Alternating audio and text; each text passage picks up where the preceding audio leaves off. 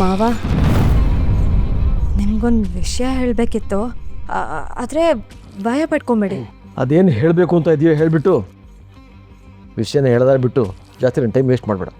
ಅದು ಮಾವ, ಅಮ್ಮಂಗೆ ಚಿಕ್ಕ ಆಕ್ಸಿಡೆಂಟ್ ಆಗಿದೆ. ಆಲ್ರೆಡಿ ಹಾಸ್ಪಿಟ್ಲಲ್ಲೇ ಅಡ್ಮಿಟ್ ಮಾಡಿದ್ದೀನಿ. ನಿಮಗೆ ಫೋನಲ್ಲೇ ಹೇಳಿದ್ರೆ ಟೆನ್ಷನ್ ಮಾಡ್ಕೊಳ್ತೀರಾ ಅಂತ ಅದಕ್ಕೆ ನಾನೇ ನೇರವಾಗಿ ಬಂದು ಹೇಳ್ತಾ ಇದ್ದೀನಿ. ಆದರೆ ಡೋಂಟ್ ವರಿ, ಕರೆಕ್ಟ್ ಟೈಮ್ಗೆ ಟ್ರೀಟ್ಮೆಂಟ್ ಸಿಕ್ಕಿದೆ. ವರಿ ಮಾಡ್ಕೊಳ್ಳೋಂಥದ್ದು ಏನೂ ಇಲ್ಲ ಮಾವ. ಪುಣ್ಯಕ್ಕೆ ಸತ್ತಿಲ್ವಲ್ಲ, ಒಳ್ಳೇದಾಯ್ತು ಬಿಡು.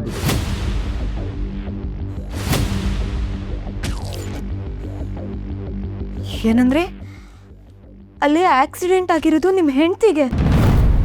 ಇಷ್ಟು ದಿನ ನಿಮ್ಮ ಜೊತೆ ಸಂಸಾರ ಮಾಡಿರೋ ಜೀವ ಅಲ್ಲಿ ನೋವಲ್ಲಿ ಒದ್ದಾಡ್ತಿದ್ರೆ ನಿಮಗೇನು ಅನ್ನಿಸ್ತಿಲ್ವಾ? ಕಣ್ಣಲ್ಲಿ ಒಂದು ಹನಿ ನೀರು ಬರ್ತಿಲ್ವಾ ನಿಮಗೆ? ಆಕ್ಸಿಡೆಂಟ್ ಆಗಿರೋದು ಅವಳಿಗೆ, ನೋವಾಗ್ತಾ ಇರೋದು ಅವಳಿಗೆ. ನಾನು ಯಾಕೆ ಫೀಲ್ ಆಗಲಿ? ಇಷ್ಟಕ್ಕೂ ನನ್ನ ಕೇಳಿ ಹೋದ್ಲ ಹೊರಗೆ? ಇಷ್ಟು ದಿನ ನಿಮ್ಮ ಸ್ವಭಾವ ನೋಡಿ ನಿಮಗೆ ಕರ್ಣ ಸರ್ ಕಂಡ್ರೆ ಆಗಲ್ಲ, ಅದಕ್ಕೆ ಅಮ್ಮಂಗೆ ಈ ರೀತಿ ಹಿಂಸೆ ಕೊಡ್ತಿದ್ದೀರಾ ಅಂತ ನಾನು ಅನ್ಕೊಂಡೆ. ಆದರೆ ನೀವು ಭಾವನೆನೇ ಇಲ್ದಿರೋ ಕಲ್ ಹೃದಯ ಅಂತ ನನಗೆ ಗೊತ್ತಿರಲಿಲ್ಲ. ನೀನು ಈ ರೀತಿ ಸೆಂಟಿಮೆಂಟಲ್ ಡೈಲಾಗೆಲ್ಲ ನನ್ನ ಹತ್ರ ಹೊಡಿಬೇಡ. ಇಷ್ಟು ಹೊತ್ತು ನನ್ನ ಪರ್ಮಿಷನ್ ಇಲ್ಲದೆ ನನ್ನ ರೂಮಿಗೆ ಬಂದು ನನ್ನ ಮುಂದೆ ಮಾತಾಡೋಕ್ಕೆ ಅವಕಾಶ ಕೊಟ್ಟಿದ್ದೇ ಹೆಚ್ಚು. ಇಷ್ಟಕ್ಕೂ ನೀನು ಯಾರು? ನಿನ್ನ ಯೋಗ್ಯತೆ ಏನು? ಇಷ್ಟಕ್ಕೂ ನಿನಗೂ ಈ ಮನೆಗೂ ಸಂಬಂಧನೇ ಇಲ್ಲ. ಅವನು ತೊಟ್ಟಿಲ್ ಸಿಕ್ಕಿದ್ದು ಒಬ್ಬ ಅನಾಥ, ಅವನು ಕಟ್ಕೊಂಡಿರೋ ನೀನು ಇನ್ನೊಬ್ಬ ಅನಾಥ. ಈ ಮನೆ ಸೊಸೆ ಅನ್ನೋ ಅಧಿಕಾರ ಇಟ್ಕೊಂಡು ನನ್ನ ಹತ್ರ ಈ ರೀತಿಯೆಲ್ಲ ಮಾತಾಡೋದಕ್ಕೆ ಬರಬೇಡ. ಸರಿ, ನನಗೂ ನಿಮಗೂ ಯಾವ ಸಂಬಂಧನೇ ಇಲ್ಲ ಅಂತ ಅನ್ಕೊಳ್ಳಿ. ಆದ್ರೆ ಈಗ ನಿಮ್ಮ ಹೆಂಡತಿ ಹಾಸ್ಪಿಟಲಲ್ಲಿ ಅಡ್ಮಿಟ್ ಆಗಿದ್ದಾರೆ. ಅವ್ರನ್ನ ನೋಡಕ್ ಬನ್ನಿ, ಹೆಚ್ಚಿಗೆ ಮಾತೇ ಬೇಡ. ಹೌದಾ? ಮತ್ತ್ಯಾಕೆ ನಿಂತ್ಕೊಂಡಿದ್ಯಾ? ಅಷ್ಟಕ್ಕೂ ನಾನು ಈಗ ಅರ್ಜೆಂಟಾಗಿ ನಿನ್ನ ಜೊತೆ ಬಂದು ಅಲ್ಲೇನು ಮಾಡಬೇಕಾಗಿದೆ?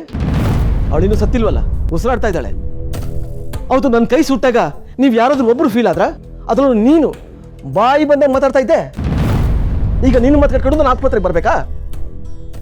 ಹೌದು ಹೌದು, ನೀನು ಹೇಳ್ದಾಗೆ ನನಗೆ ಭಾವನೆ ಇಲ್ಲ, ನನ್ಗೆ ಯಾರು ಬೇಕಾಗಿಲ್ಲ, ನಾನು ಯಾರ ಜೊತೆ ಸಂಬಂಧ ಇಟ್ಕೊಳ್ತಿಲ್ಲ.